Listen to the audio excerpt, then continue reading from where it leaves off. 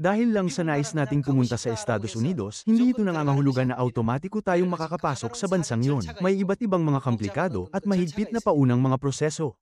Gayon din, hindi lahat ng nagsasabi sa akin, Panginoon, Panginoon, ay papasok sa kaharian ng langit. Ipinapahiwatig nito na may mga ilang kondisyon na dapat na matugunan para makapasok sa langit. Nasusulat, kundi ang gumaganap ng kalooban ng aking Ama na nasa langit. Para makapasok sa Estados Unidos, may ilang partikular na batas na dapat na sundin ng isang tao. Kung hindi matutugunan ng isang tao ang mga pamantayang ito, siya ay ganap na tatanggihan. Gaano man kayaman ng isang tao o kahit na nagmamay-ari siya ng isang pribadong eroplano, hindi siya maaaring basta-bastang makasakay sa eroplano at lumipad patungo sa Estados Unidos.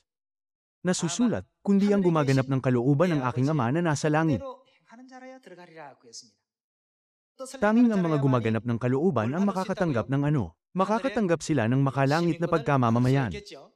Kinakailangan ng ilang kwalifikasyon at mga kondisyon.